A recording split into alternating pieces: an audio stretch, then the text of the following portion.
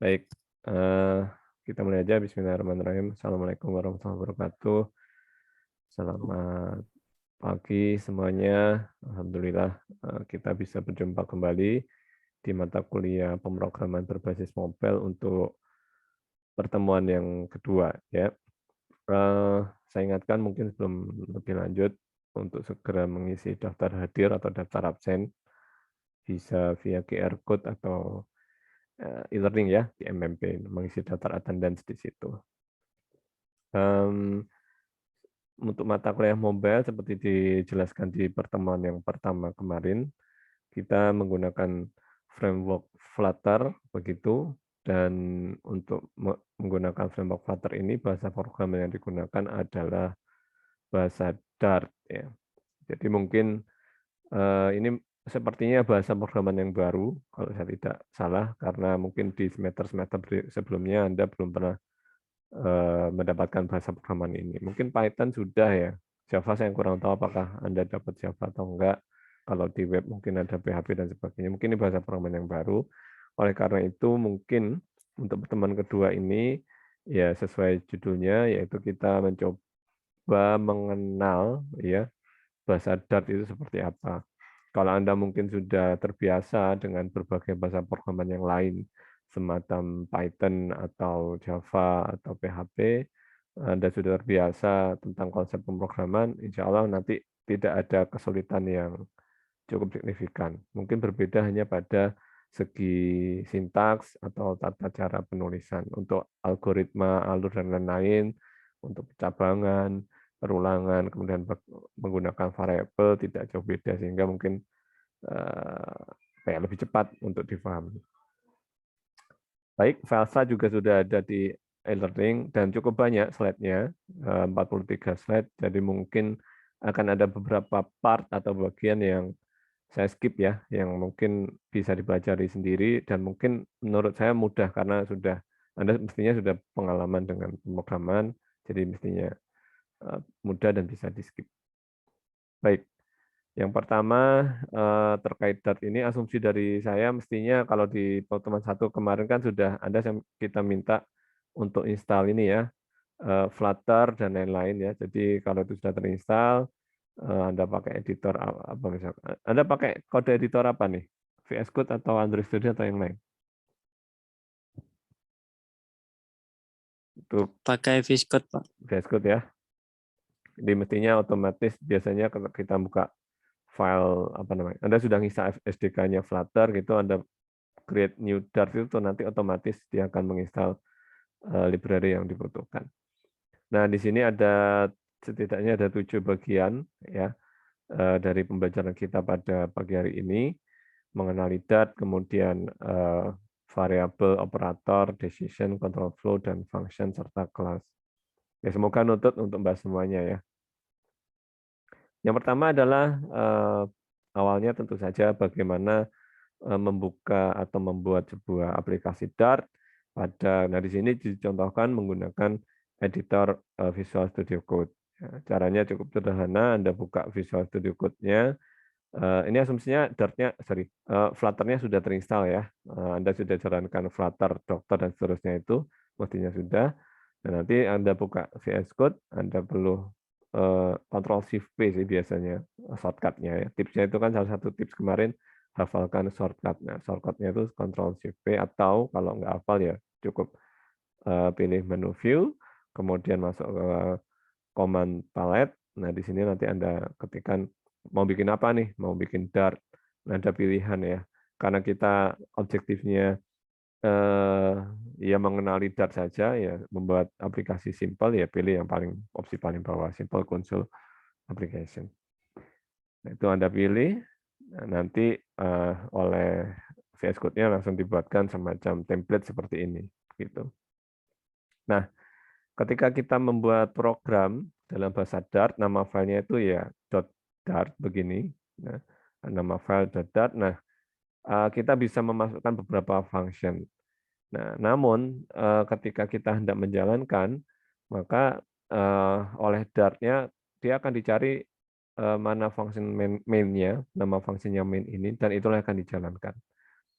Sebagai contoh, misalkan di sini ini misalkan program bawaannya ya, kita klik run, ini pilihan run di sini, gitu Anda klik aja gitu run, ya dia akan menjalankan baris perintah atau statement yang berada pada blok main ini. Satu blok pada program Dart itu diawali dengan buka kurung kurawal dan tutup kurung kurawal. Nah, andai kata di sini ada banyak perintah, maka ketika kita klik run, ya statement-statement yang berada pada blok inilah yang dijalankan. Ya. Ini pembukanya, ini penutupnya. Ini kan kebetulan hanya satu baris. Misalkan kita nambahkan satu baris perintah di sini, ya dia akan dijalankan. Begitu. Ada beberapa keyword, ya mungkin istilah-istilah yang bagi Anda mungkin baru ya. Void di sini itu menunjukkan bahwa method main ini dia tidak menghasilkan nilai luaran apapun, ya sudah dijalankan gitu aja. Ini parameternya. Ya. Kemudian perintah print di sini adalah untuk menampilkan di layar konsol yang ada pada parameternya di sini. Ini tulisannya hello world, maka dia nanti akan muncul tulisan hello world pada layar konsol ya, layar konsolnya seperti itu. Kalau ada part yang kurang jelas atau yang ingin ditanyakan langsung aja, mungkin langsung open mic Pak, permisi ada bagian kurang jelas gitu ya. Oke. Pak, Ya. mau tanya itu voidman apakah sama kayak kalau di si Arduino kan ada void setup, void loop gitu Pak. Apa beda ya Pak? DC apa tadi kalau DC contohnya? Ada void setup sama void loop Pak. Void Saya loop tidak untuk perintahnya gitu. saya tidak begitu familiar dengan si atau Arduino ya. Oh Kalau gitu Pak. misalkan gimana ya, langsung pakai coding aja mungkin ya. Sebentar ya.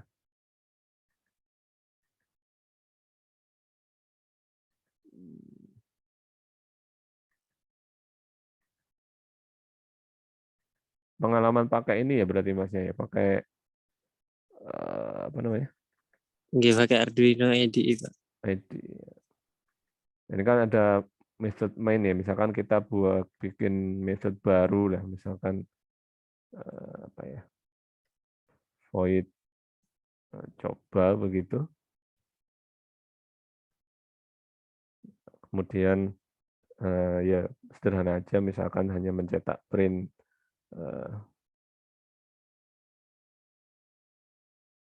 coba. Nah, ini kan ada dua method nih. Titik komanya lupa.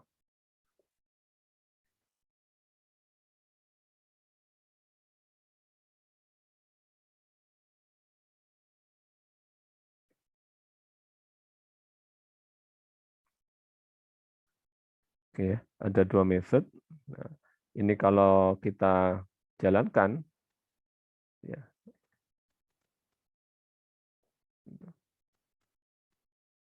Maka yang dijalankan ya yang berada pada method main-nya. Ini method coba di sini ya tidak dijalankan. Gitu.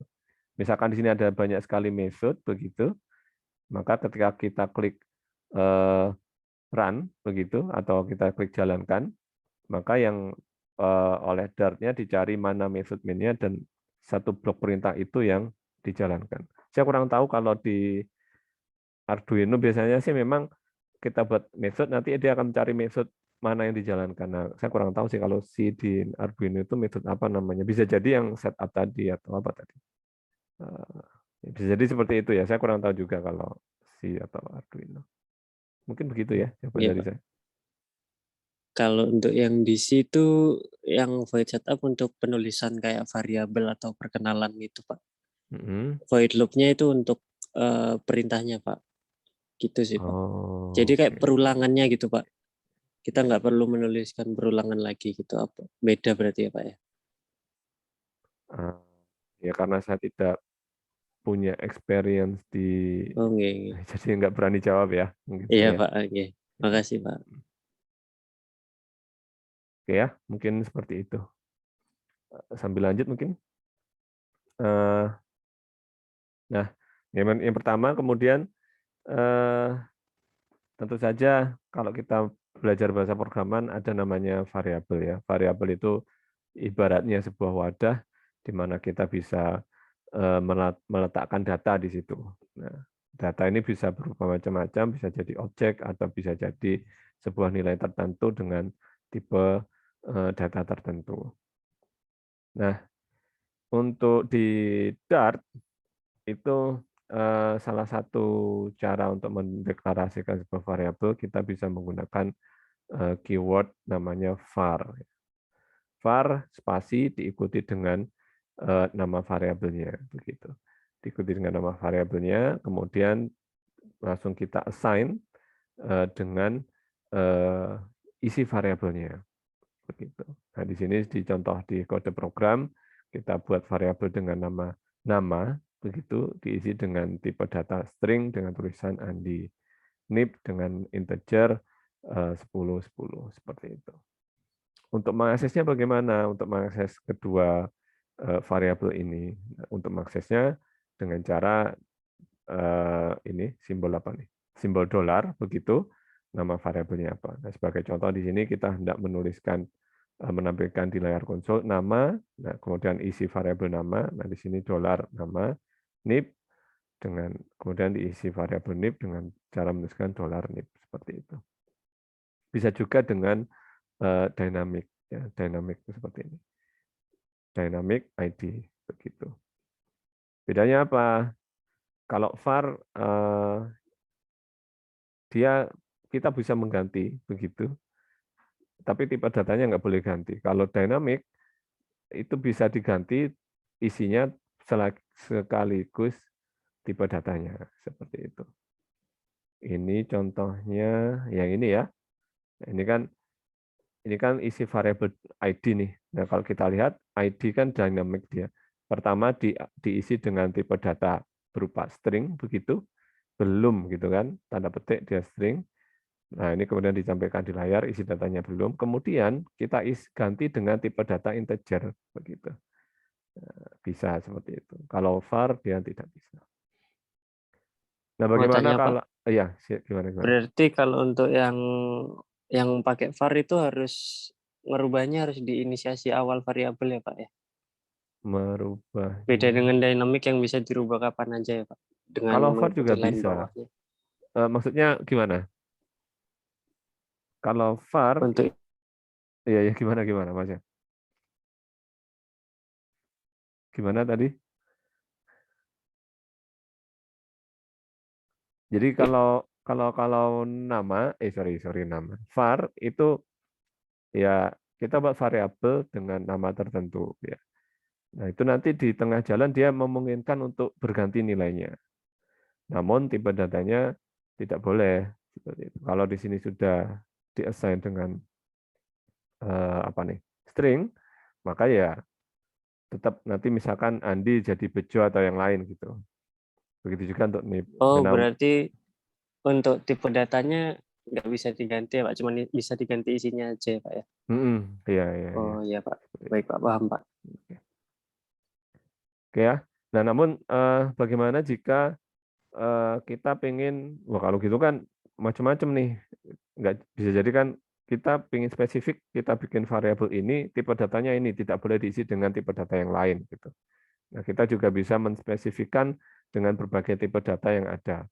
Misalkan integer ya untuk bilangan bulat, double untuk bilangan desimal atau pecahan, begitu.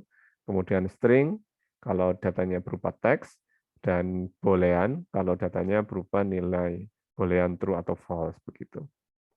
Nah, kita nanti menginisialisasi variabelnya bisa dengan langsung gitu. Kalau var kan artinya orang ya terserah nanti mau diisi apa nanti ngikuti. Kalau kita sudah set dengan tipe data tertentu ya sudah dia tidak bisa diisi dengan tipe data yang lain. Nah, ini sudah ada contohnya misalkan ya. Di sini buat variabel nama. Nah, di sini keyword yang digunakan bukan var lagi, tapi langsung secara eksplisit dituliskan string. Artinya apa? Bahwa variabel nama di sini harus diisi dengan tipe data dengan tipe string, seperti itu. Integer untuk bilangan bulat, double untuk bilangan desimal atau pecahan, boolean, bool gitu tulisannya, itu diisi dengan nilai boolean true atau false. Saya pikir sih kalau di programan lain juga sama ya. Nah, misalkan kita ingin membuat sebuah variabel gitu, apapun tipenya, namun kita inginkan nilainya tidak boleh berubah. Misalkan saya buat variabel x nilainya ini seperti ya. Nilai angka integer x ini misalkan 10. Nah, kalau kita misalkan ingin bahwa nilai x itu tidak berubah di baris-baris setelahnya, kita bisa menggunakan keyword di depannya itu ditambahkan dengan kata-kata final atau const ya, seperti itu. Karena kalau misalkan seperti ini aja, bisa jadi nanti ini kan string nama gitu ya, sepeda. Lalu di bawah diganti lagi nama sama dengan mobil. Nah, itu bisa. Tapi begitu kita tambahkan keyword final atau const, maka nilainya tidak bisa berubah, dikunci. Kapan biasanya menggunakan itu? Biasanya digunakan ketika ada nilai yang menjadi sebuah konstanta lah. Misalkan kalau di program matematis itu nilai B itu kan 3,14 itu kan ya. Daripada kita menuliskan 3,14 panjang, ya sudah kita simpan dalam sebuah variabel dengan nama PI. Dan untuk mengunci nilai PI ini tidak sampai berubah, ya kita tambahkan keyword final atau const seperti itu. Lalu berikutnya ya kita bisa belajar juga biasanya nih kalau operator matematika ya, ini juga bersama juga dengan bahasa programan lain di Dart juga kita juga bisa menambahkan menggunakan berbagai operator aritmatika semisal penjumlahan, pengurangan, pembagian ya. Pembagian simbolnya slash ya, perkalian, persen. Persen untuk apa nih? Tahu nggak persen untuk apa? Ada yang tahu? Untuk mod ya, Pak? Yes, betul ya. Mod itu apa? Sisa hasil bagi modulus. Cara menuliskannya juga bisa dengan style prefix atau postfix ya. Prefix itu simbol operatornya itu berada di depan variabel, postfix berada di belakang. Efeknya apa efeknya? Nah, efeknya nih misalkan ya, kita buat variabel A, B begitu. A diisi dengan angka 0, B diisi dengan plus plus A. Artinya apa? Nah, di sini nilai A itu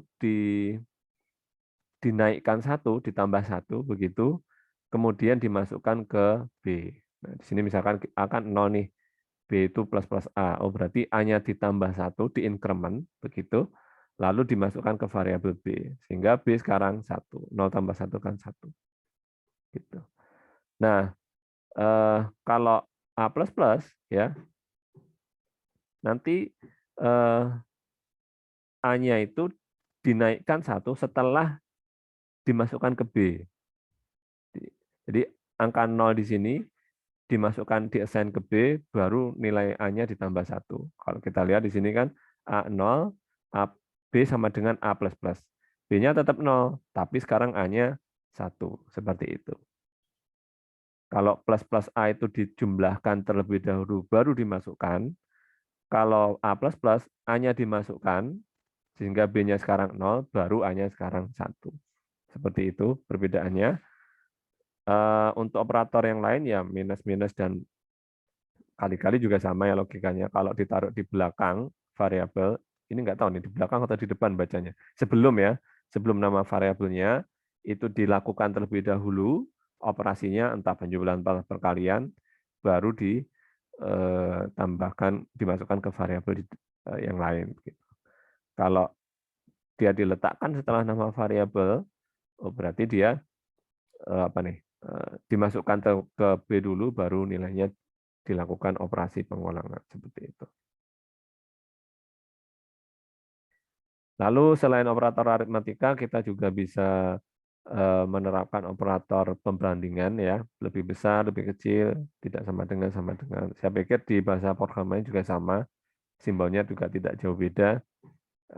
Ya lebih besar seperti itu, lebih kecil seperti itu ya.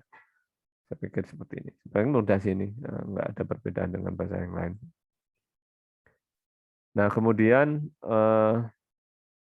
untuk mentes ya atau memeriksa tipe data dari sebuah variabel. Kita bisa menggunakan di Dart, kita bisa menggunakan keyword is ya. Apakah sebuah variabel itu tipe datanya tipe data tertentu. Contohnya di sini kita initiate sebuah variabel dengan nama n, tipe datanya integer ya. Nah, perintah is di sini untuk memeriksa apakah variabel n ini tipe datanya integer gitu. Dia akan menghasilkan nilai output berupa nilai boolean true atau false. Jika memang benar n itu integer, dia akan menghasilkan nilai boolean true begitu. Ini sedikit berbeda dengan tidak sama dengan ya. Kalau tidak sama dengan itu tanda seru sama dengan, tapi untuk memeriksa apakah bukan, nah begitu, itu berarti is tanda seru. Nah di sini maksudnya apakah n itu bukan integer, nah seperti itu bacanya. Nah, ini kan bukan integer nih, dia kan bilangan desimal ya, berarti dia menghasilkan nilai true seperti itu. Oke. Nah operator yang lain adalah operator logika, yaitu dan atau ya. Atau bedanya ya, dan atau ya. Misalkan true dan false, outputnya apa? True atau false? Kalau kondisi pertama true, didankan dengan kondisi kedua false, outputnya true atau false? Ada yang tahu nggak? Apa ya, Pak? False, Pak. Misalkan A sama dengan true, ya. Kemudian B sama dengan false. Maka apakah output dari A dan B? Outputnya apa nih? True atau false?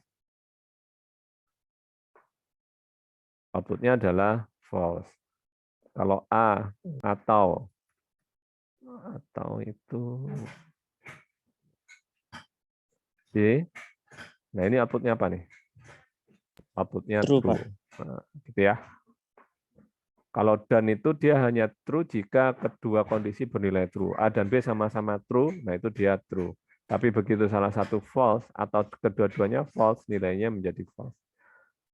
Kalau atau ya operator atau or itu dia baru bernilai false jika kedua-duanya false.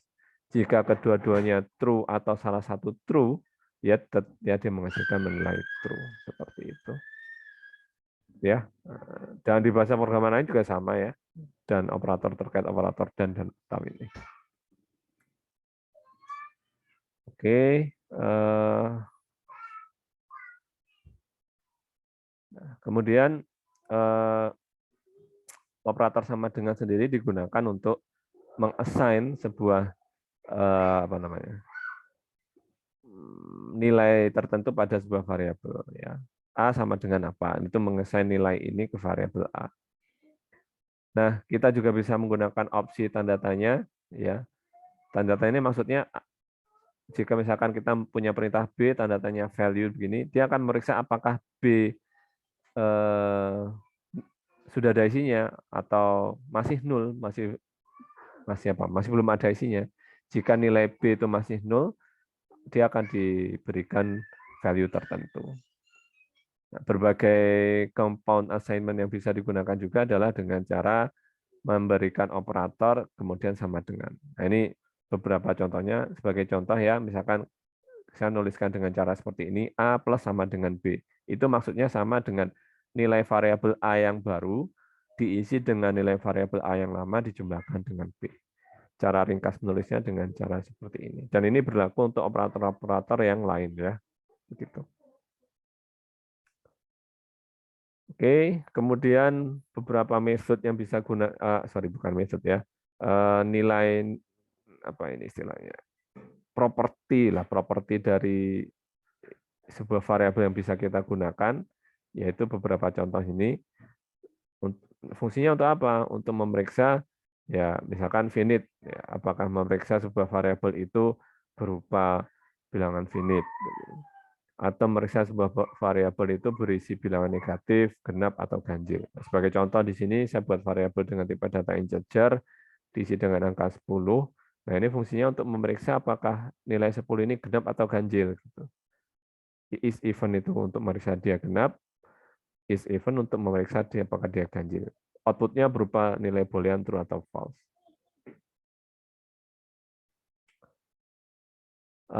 beberapa metode bawaan yang bisa kita gunakan juga di Dart ya.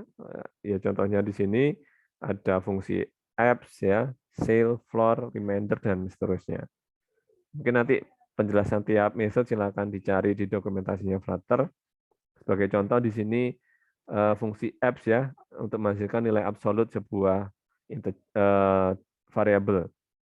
Sebagai contoh di sini ada variabel input diisi dengan angka -2. Nah, nanti ketika kita akses dengan cara input.apps, dia akan menghasilkan output berupa nilai absolut dari si variabel input. Minus kan kalau diabsolutkan jadi positif ya, nilai 2, seperti itu.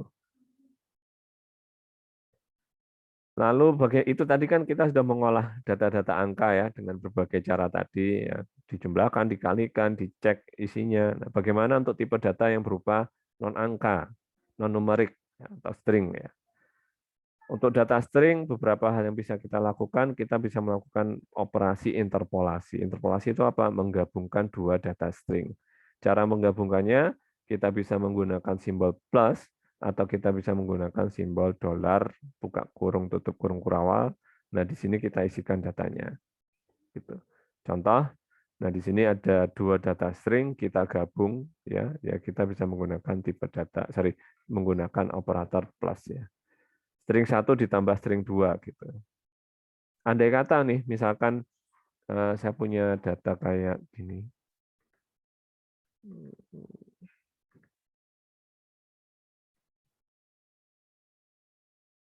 String A sama dengan 10 ya.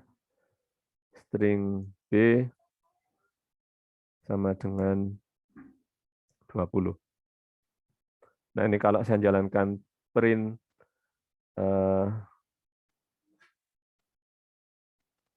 atau gini deh ya. Biar lebih jelas, string X sama dengan A plus B, lalu saya jalankan perintah print X, outputnya apa nih? Outputnya, ada yang tahu nggak? 30, Pak. 30. Kok bisa 30? Nah, Karena itu, Pak, yang variabel A ditambahkan variabel B di variabel X, Pak. Tapi perlu dicatat. Oh, iya, Pak. Maaf, Pak. Salah, itu string ya, Pak. Betul. Iya, bukan integer. Berarti apa outputnya? 10-20, Pak. Ya, betul. Outputnya adalah 1020 ya. String. Kenapa? Ya karena A itu string. Tipe data A string, tipe data B string. Nah, lupa ini kan penjumlahan. Seharusnya dijumlahkan. Iya dijumlahkan, cuman karena dia tipe datanya string, penjumlahan di sini yang dijumlahkan bukan nilainya, tapi dia melakukan proses interpolasi. Interpolasi itu apa? Digabung ya. Menggabungkan dua data string. Sehingga kalau ada string 10 dan 20 digabung ya 1020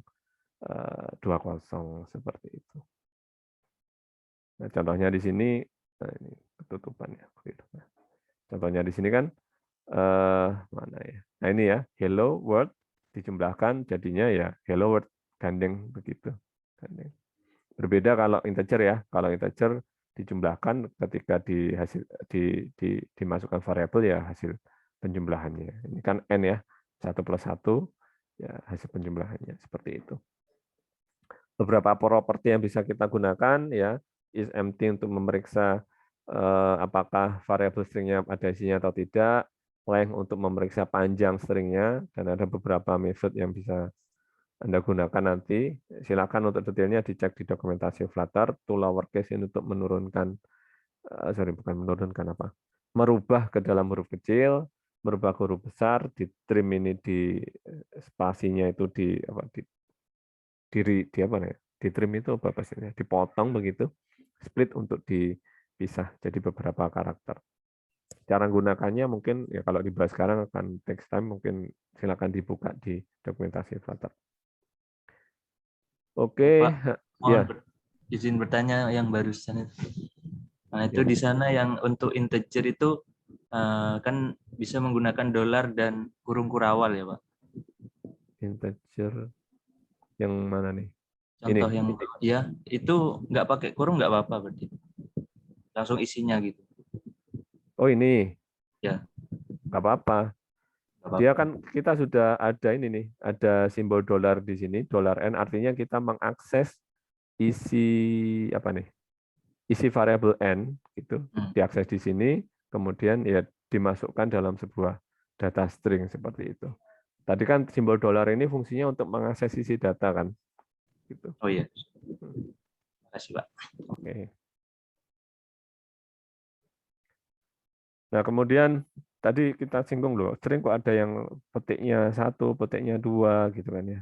Nah ini mungkin nggak ada ini sih, nggak ada apa namanya perbedaannya signifikan. Jadi mungkin ini kebiasaan biasanya digunakan untuk yang terutama triple quote ya, itu digunakan jika datanya berupa teks yang cukup panjang dalam satu paragraf gitu. Nah itu kita bisa menggunakan apa nih? Kalau kita lihat di sini ya triple quote ya, tipe artinya single quote yang ditulis 3 kali begitu. Nah kalau kita menggunakan ini nanti outputnya berupa teks yang sama persis ya. Jadi kalau kita lihat nih, ini kan teks panjang satu paragraf ya.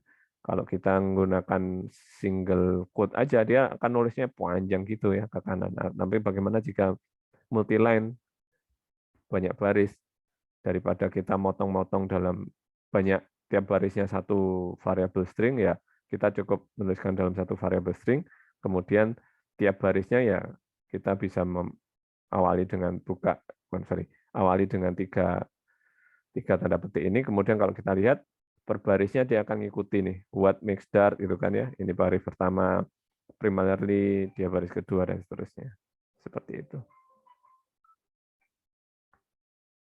Oke, nah itu data dengan beberapa tipenya, ada integer, string dan seterusnya ya. Kemudian berikutnya yaitu control flow statement ya. Pertama yaitu percabangan. Ya, ini flowchart untuk percabangan. Percabangan itu ketika alurnya itu dicek, alur programnya, algoritmanya dicek dengan sebuah pemeriksaan kondisi, lalu ada kemungkinan dari kondisi itu true atau false. Jika kondisi bernilai true, dia akan menjalankan serangkaian kode program, namun jika dia bernilai false, dia akan bisa jadi langsung menuju baris program berikutnya, atau ada beberapa kode program yang dijalankan. Cara menerapkan flowchart ini dalam Flutter, ya kita bisa menggunakan keyword if ya, jika. Cara menuliskannya atau sintaksnya yaitu if buka kurung tutup kurung kemudian diikuti dengan pemeriksaan kondisi ya, true atau false begitu. Nah ini hanya kalau dicontoh ini langsung aja di set true gitu kan ya. Kita buat variabel berawan gitu langsung di set true. Nah kita bisa masukkan pemeriksaan kondisi di sini, apakah nilai tertentu lebih besar dari nilai tertentu ya, pakai operator pemeriksaan kondisi tadi ya. Kita bisa melakukan pemeriksaan kondisi di sini. Jika ini bernilai true, maka ya baris program yang pada blok ini, ya, atau mungkin pakai ini. Ini kan satu blok ya, mulai dari sini sampai sini ya.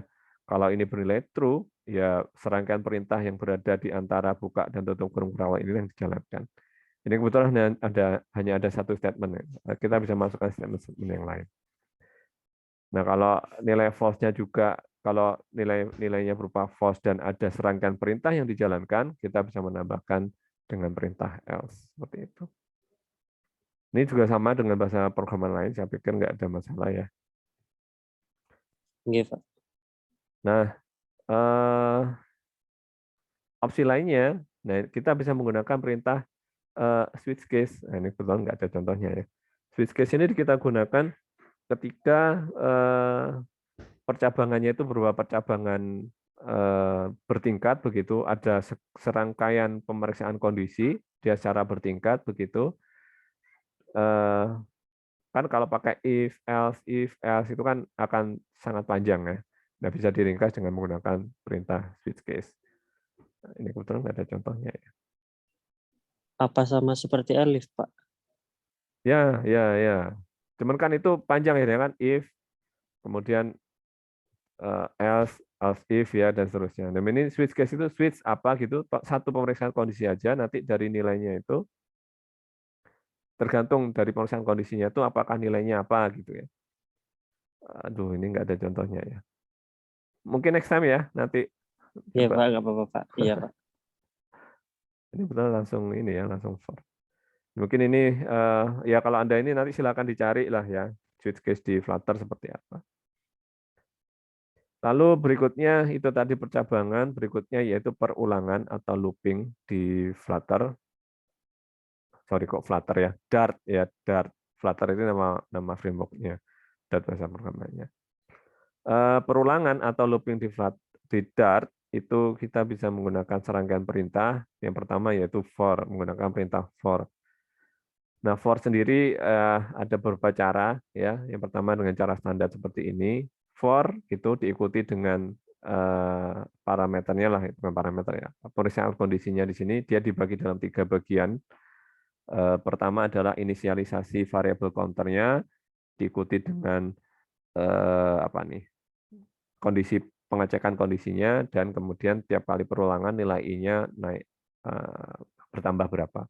Nah, di sini variabel counternya berupa variabel i, nilai inisialisasi awalnya diisi dengan 0, lalu dicek apakah i nilainya kurang dari 5, jika iya dia dijalankan, dan setiap kali perulangan nilai i bertambah 1. Nah, kalau kita lihat di sini, nilai i sama dengan 0, kemudian sampai i kurang dari 5, i sama dengan 0, i sama dengan 1, 2, 3, 4. Begitu nilai i-nya sama dengan 5, berarti kan apakah 5 kurang dari 5? Kan enggak nih, false. Berarti dia keluar, looping-nya selesai. Seperti itu. Bisa juga dengan cara iterable kayak gini ya. Jadi misalkan kita buat variabel barisan, dia berupa array, begitu, serangkaian data, ya ada 1, 3, 5, 7. Ada berapa data nih?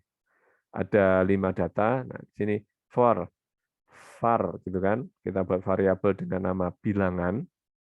Bilangan ini masuk berada dalam variabel barisan, di mana variabel barisan di sini dia berupa array dengan 5 data, lalu print bilangan.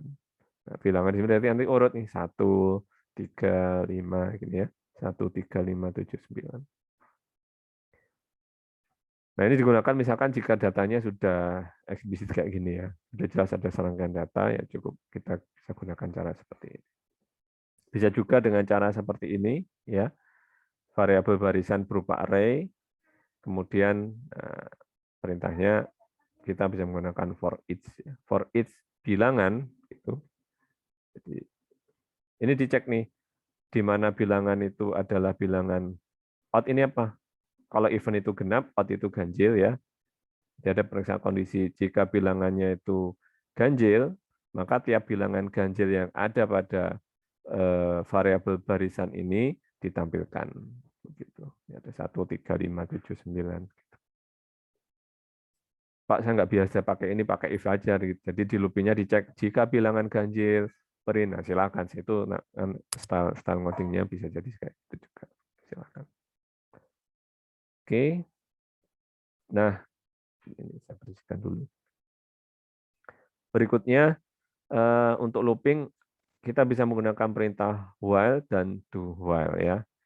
Bedanya apa nih while dan do while? Untuk perulangan while itu dilakukan pemeriksaan kondisi terlebih dahulu. Jika di sini bernilai true, barulah dia menjalankan baris kode programnya. Sehingga memungkinkan terjadi baris program yang berada blok ini memungkinkan terjadi tidak dieksekusi sama sekali. Jadi misalkan alurnya masuk ke sini, dicek kondisinya ternyata false, ya sudah dia langsung loncat ke baris kode program berikutnya.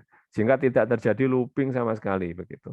Andai kata di sini bernilai true, ya sudah dia dijalankan, dicek lagi, ternyata masih true, dijalankan lagi. Begitu seterusnya sampai kondisi di sini bernilai false. Nah, bedanya dengan menggunakan perintah do while, kalau kita menggunakan perintah do while, dia minimal ini dieksekusi 1 kali minimal. Minimal dieksekusi 1 kali, dicek apakah nilainya true atau false. Jika nilainya true, ya sudah dieksekusi lagi. Begitu seterusnya. Namun, misalkan nih dia dieksekusi 1 kali, lalu dicek, ternyata false, ya sudah, dia langsung loncat pada baris kode program setelahnya. Jadi ini dieksekusi 1 kali minimal. Dan memungkinkan untuk dieksekusi setelahnya beberapa kali. Namun kalau kita menggunakan while, karena while itu dicek terlebih dahulu, sehingga memungkinkan ini tidak dieksekusi sama sekali. Mungkin gitu ya. bedanya.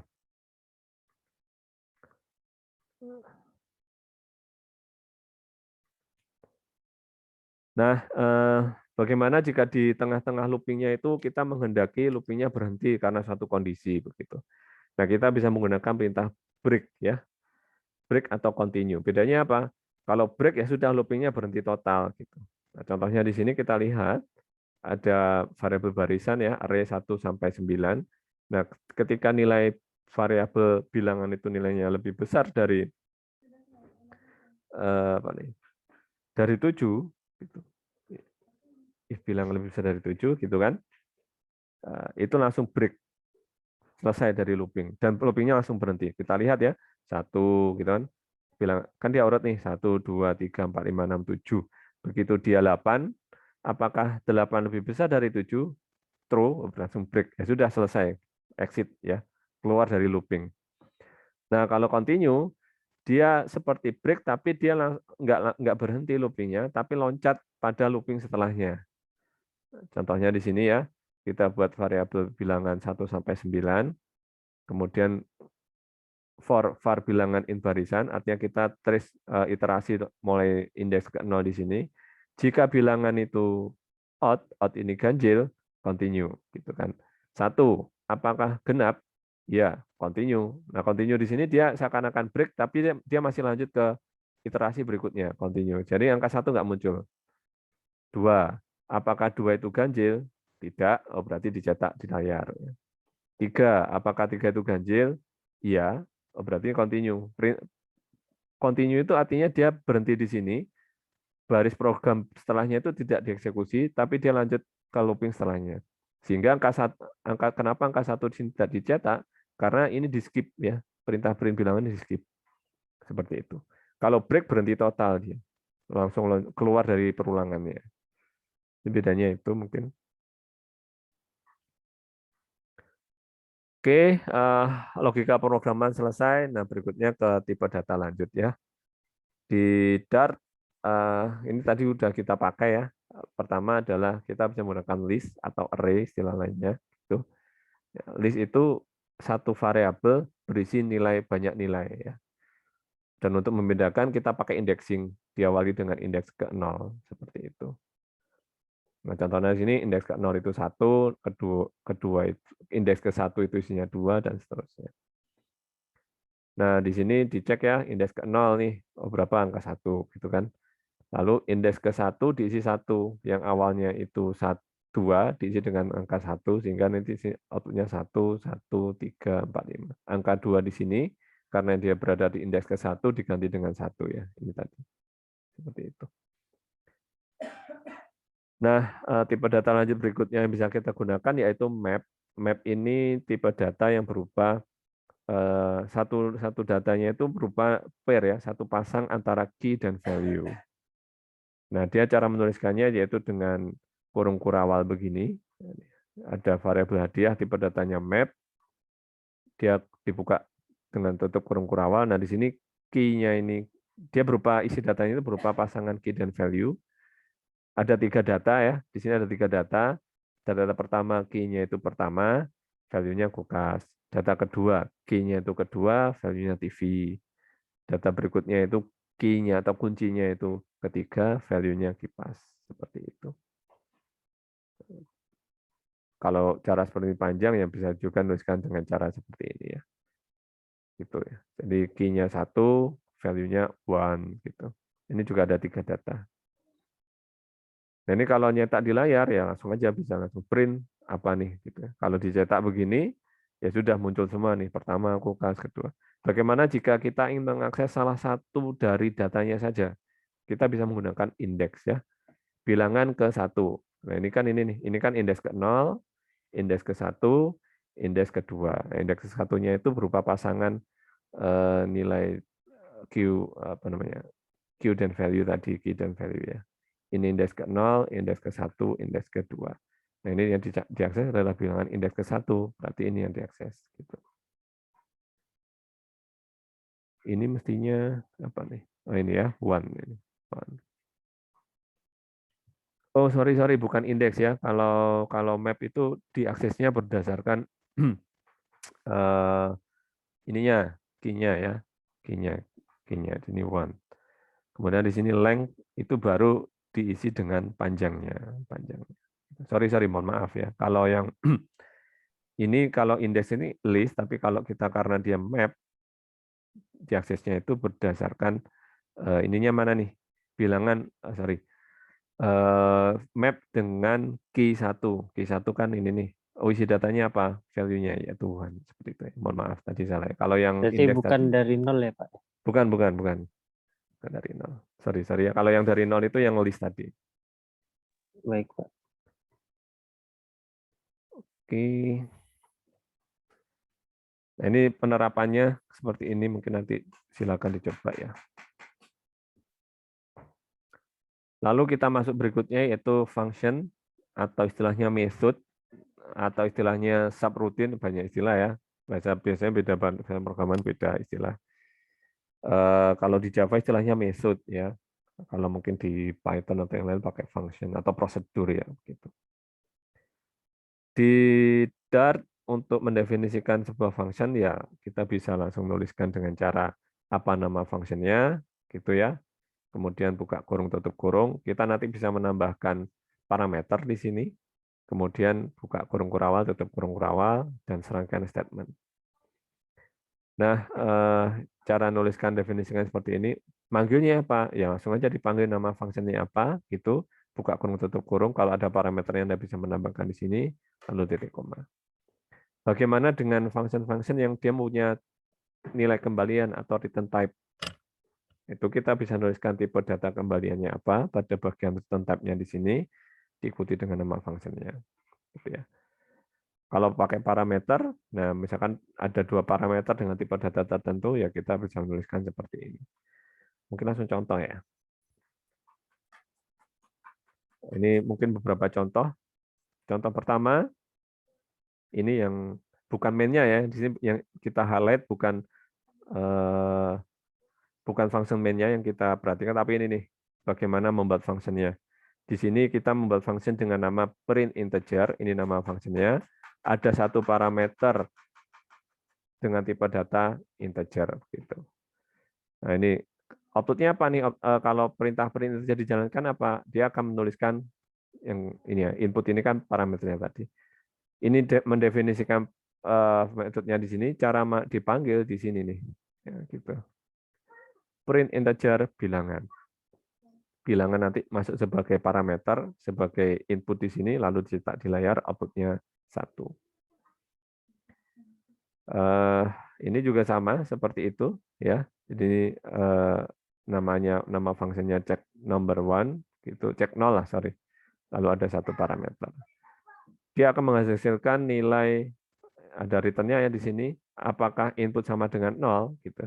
Jika inputnya sama dengan 0, dia akan menghasilkan nilai true. Nah, kita lihat di sini, dipanggil di sini ya. Cek 0 ya, dipanggil di sini. Cek 0 bilangan, angka 0 masuk sebagai parameter bilangan, dicek apakah input sama dengan 0, apakah 0 sama dengan 0, ya berarti kan true tuh, outputnya true, seperti itu. Yang lain juga seperti itu, saya pikir nanti silakan dicoba.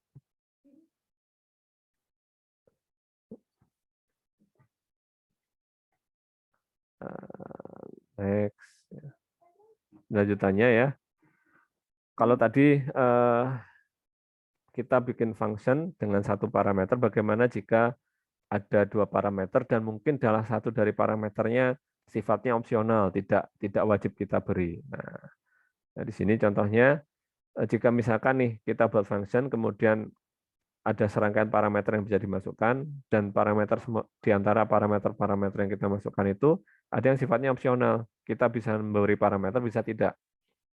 Nah, kalau ada parameter yang opsional seperti itu, parameternya itu nanti di-update dengan ini, kurung siku ya.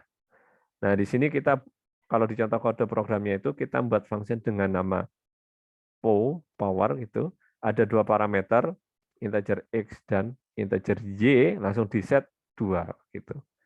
Kenapa di set 2? Karena di sini parameter yang kedua di sini y-nya itu dia sifatnya opsional. Bisa diberikan, bisa tidak begitu. Sehingga y di sini diisi dengan nilai defaultnya. Misalkan parameter y-nya itu tidak diisi, tidak diberikan, berarti by default Y-nya itu 2 begitu. Nah, kita lihat di sini dia dipanggil 3 kali ya, dipanggil 3 kali. Nah, di sini ada 2 parameter, 2 pangkat 2 begitu, 2 pangkat 3. Nah, namun pada pemanggilan yang ketiga, kita hanya memasukkan 1 parameter aja nih, 3. Parameter keduanya nggak diberikan. Karena parameter keduanya nggak diberikan, berdasarkan perintah yang di bawah, jika tidak ada parameter kedua, maka parameter kedua secara default diberikan nilai 2. Sehingga di sini itu ibaratnya 3,2 seperti itu. 2 pangkat 2, 4, 2 pangkat 3, 8. Nah, di sini kan 3 pangkat 2. Padahal di sini cuma 3 tok, 3 aja nih, parameter keduanya nggak diisi. Namun di sini karena ada nilai default-nya, maka jika parameter kedua tidak diisi, by default parameter kedua yaitu 2. 3 pangkat 2, 9. Mungkin seperti itu penjelasannya.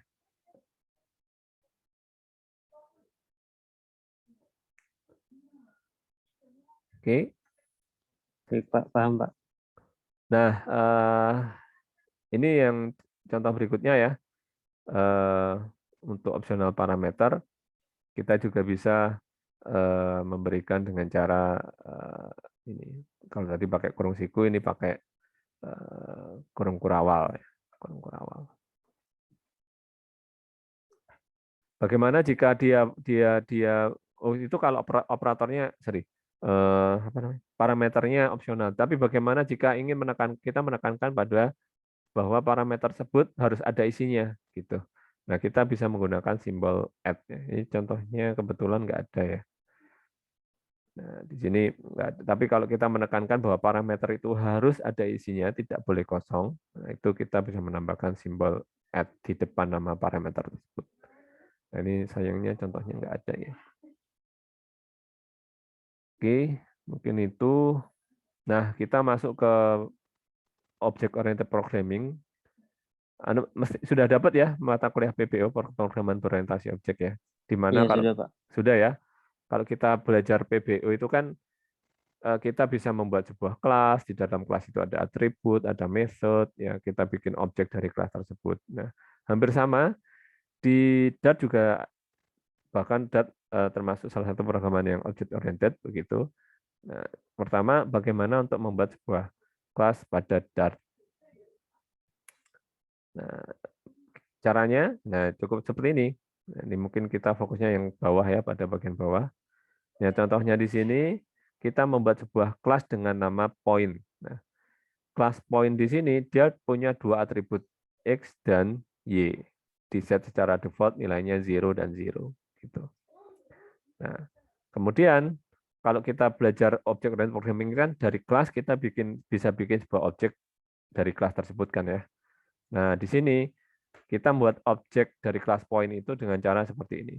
Var gitu, P1 sama dengan point. Maksudnya apa? Bahwa variabel P1 ini merupakan objek yang dibuat dari kelas point. Karena dia P1 merupakan objek dari kelas point, di mana kelas point itu dia punya 2 atribut, berarti nanti kita bisa objek P1 di sini dia juga punya atribut X dan Y. Cara mengaksesnya dengan menggunakan simbol dot. P1.x sama dengan 4 gitu kan ya. Berarti kan defaultnya 0 nih, karena sudah di Z4, berarti print P1.x-nya kalau yang dicetak, berarti nilainya 4.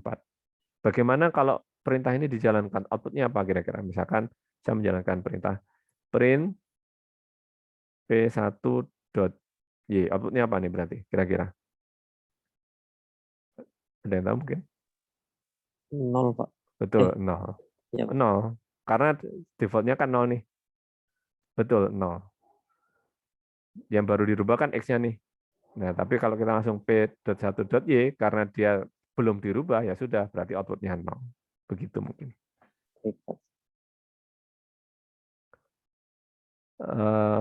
Next, yaitu di dalam sebuah kelas kita juga bisa menambahkan metode konstruktor, ya, di mana lewat metode konstruktor ini ya apa namanya ya, ibaratnya itu kita men-set nilai atribut-atributnya.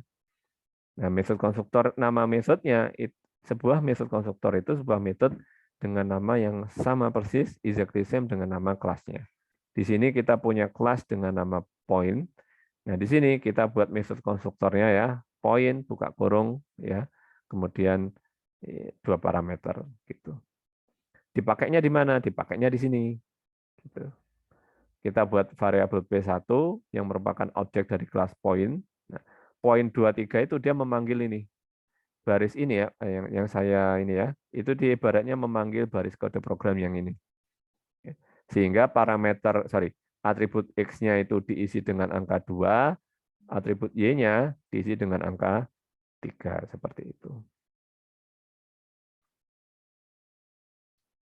Oke. Ini sama ya. Lalu di dalam kelas selain metode konstruktor kita juga bisa menambahkan metode-metode yang lain begitu. Sebagai contoh di sini ya kelas point kita menambah selain ini metode konstruktornya, selain ada metode konstruktor kita juga bisa menambahkan satu metode lagi ya. Misalkan di sini kita buat metode dengan nama jarak, return type-nya number, satu parameternya itu point, tipenya dengan nama lain seperti itu. Nah, di sini metode jarak ini cara manggilnya dengan cara nama objeknya apa, dot diikuti dengan nama metodenya seperti itu. P1.2,0. Oh, berarti nilai X-nya P1 itu 2, nilai Y-nya P1 itu 0 gitu kan. Lalu kita memanggil metode jarak dari objek P1 ini, P1.jarak, parameternya berupa point ya, point 4,0 dimasukkan ke sini seperti itu. Lain di sini, isi variabel lain itu adalah isi kita masukkan ke bagian sini seperti itu. Sehingga line.x ini berapa? Line.x ini berapa berarti nilainya? Line.x ini nilainya berapa? Ada yang tahu? Ini kan line. Pak, gimana Pak? Barusan masih. Oke ya. Jadi selain kita menambahkan metode konstruktor, kita juga bisa menambahkan metode tambahan lainnya di dalam sebuah kelas ya. Nah, contohnya di sini kita buat kelas dengan nama point. Ini metode konstruktornya. Lalu kita buat metode lagi tambahan, tipe datanya number, tipe data kembaliannya, kemudian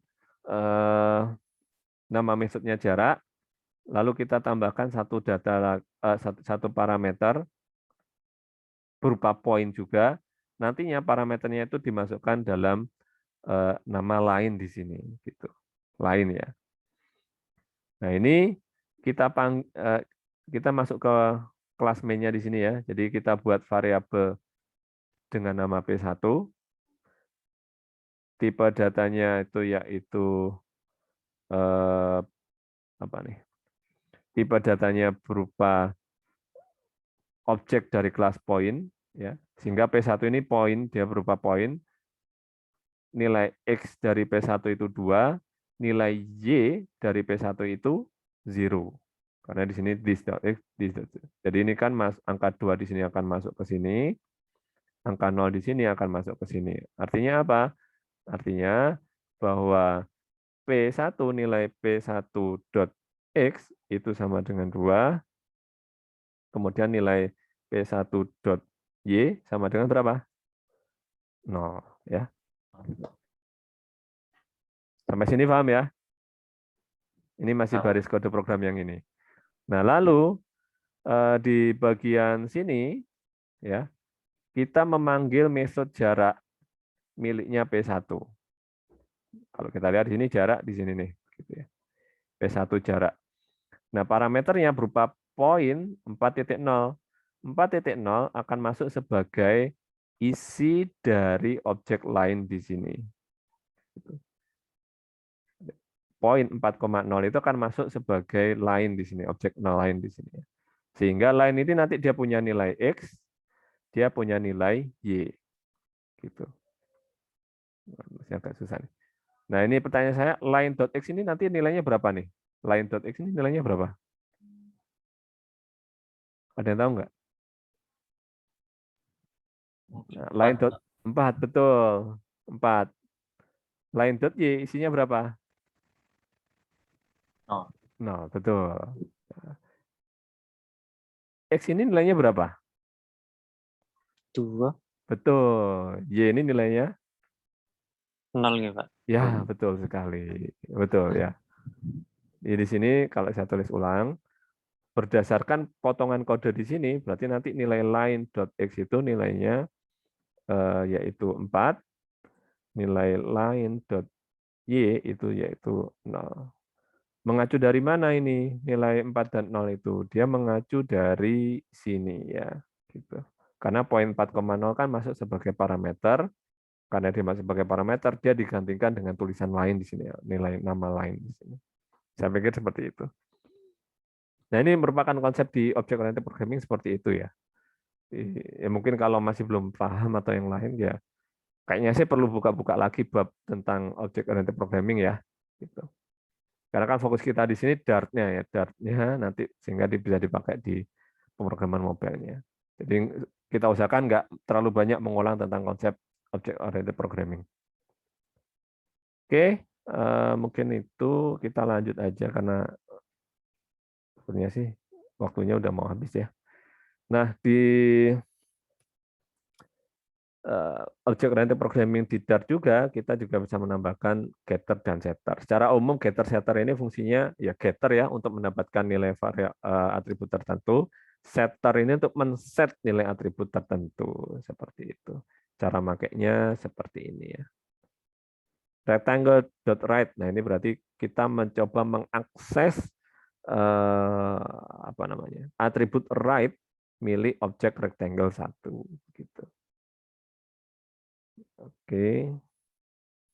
Kemudian kalau kita belajar object oriented programming juga, kita mengenal konsep apa namanya? Inheritance ya, pewarisan, di mana ada sebuah kelas bisa diwariskan menjadi kelas lain. Ketika sebuah kelas diwariskan ke kelas lain, maka segala objek dan segala atribut dan metode milik objek tadi juga dimiliki oleh objek turunannya atau subclass-nya. Ini penjelasannya kalau Anda masih belum paham dengan konsep ini, penjelasannya sangat panjang di konsep object oriented. Jadi ya fokus kita bukan ke object oriented-nya, tapi ke bagaimana menuliskannya di Flutter, di Dart. Jadi kalau Anda masih bingung dengan konsep apa itu inheritance, ya mungkin setelah ini coba dibuka lagi bab inheritance di PBO ya, Object Oriented Programming. Di Dart untuk melakukan proses inheritance atau pewarisan, ya, membuat sebuah subclass dari superclass, kita bisa menggunakan perintah extends, kemudian kita bisa menambahkan anotasi override. Contohnya di sini, ini kepotong ya kode programnya ya. Ada sebuah kelas dengan nama car, kemudian kita pengen buat subclassnya nih dari kelas car-nya ini dengan nama smart car. Nah, berarti di sini kita bisa menuliskan kelas smart car extends car. Berarti di sini kelas smart car di sini merupakan subclass dari kelas car. Akibatnya apa? Kelas smart car dia akan memiliki semua atribut dan metode milik car. Dia akan memiliki metode bernama turn on, dia akan punya metode bernama active key, dia akan punya metode bernama active engine seperti itu. Nah, ini kalau belum jelas, ini penjelasannya panjang ya. Jadi satu pertemuan sendiri untuk bahas ini. Nah, itu kan bukan fokus kita ya. Fokus kita bagaimana menggunakan Dart-nya. Baik, mungkin itu saja dari saya. Sebelum diakhiri, mungkin ada pertanyaan? Cukup? Kalau dari saya sudah cukup jelas, Pak. Cukup ya. Terima kasih. Baik, jika tidak ada pertanyaan, saya akhiri kuliah kita. Ini dari akhir sampai awal sampai akhir cuma ini ya. Seharusnya Iya, kan Pak. 5 orang. Kalau digabung memungkinkan nggak ke jadwal yang lain? Hari apa nggak, Pak? Opsinya sekarang hari apa nih? Hari Kamis ya. Kamis, Pak. Bisa Rabu pagi atau Kamis yang siang tuh. Yang jam berapa tuh? 10.40 atau 10.50. Bisa nggak kalau digeser ya? Kalau Rabu saya sama Aska sama Hilmi itu 3 anak dari kelas ini penuh Pak jadwalnya. Cuman kalau Kamis bisa mungkin Pak. Siang Pak. Kamis yang 10 berapa tuh? 10.40 bisa? 10.40 sampai pukul berapa ya Pak? Nah, itu saya nggak hafal ya. 10.40. Oh bisa Pak, 10.40 Pak. Bisa. Bisa semua ya? Iya Pak. Oke, jika bisa semua, mungkin untuk minggu depan akan kita geser jadwalnya yang hari ini, yang Rabu jam 7 ini digeser jadi Kamis jam 10.50 atau 10.40 ya, saya nggak hafal. Yang sesi itu, nanti mungkin setelah digeser akan ada announce, ada pengumuman dari kita via Telegram ya, begitu. Jadi kalau memang diganti nanti kita broadcast via Telegram. Jadi mungkin kalau sampai ini kan hari Kamis, kalau sampai hari Rabu sore belum ada pengumuman jadwal diganti, berarti hari Kamisnya itu ya tetap Kamis pagi ya. Kita Baik, usahakan Pak. sebelum itu bisa digeser. Di sister juga nanti kita bisa geser juga ya. Gitu mungkin ya. Pak. Mohon Iya, Pak. maaf Pak, kalau Kamis saya sepertinya tidak bisa, Pak. Oh ya. Oh, ada jadwal ya, crash ya. Iya. Oh begitu. Kalau sekitar jam 10-an keras, Pak. Kosongnya jam berapa kira-kira? Di atas jam 12. Jatuh jam 12 ya. Iya. Oke, nanti coba kita arrange sehingga mungkin bisa digeser, sehingga mungkin saya nggak tahu nih kelas pagi yang ya sudah jumlahnya cuma 5 orang, cuma gitu kan. Ini yang datang cuma 3 orang. Ya oke lah, nanti coba kita atur lagi begitu jadwalnya. Nanti begitu sudah ada keputusan nanti kita coba broadcast via Telegram ya. Kemudian saya ingatkan juga kemarin di slide yang pertama-pertama kan ada form ya, udah diisi semua ya itu ya. Kalau belum diisi, mohon diisi, itu nanti keperluannya untuk pembagian kelompok pengerjaan final project. Mungkin itu saja dari saya, kurang lebihnya mohon maaf. Kita jumpa lagi di lain kesempatan, insya Allah. Terima kasih. Assalamualaikum warahmatullahi wabarakatuh. Selamat siang ya. Waalaikumsalam warahmatullahi wabarakatuh. Waalaikumsalam warahmatullahi Terima kasih, wabarakatuh. Pak.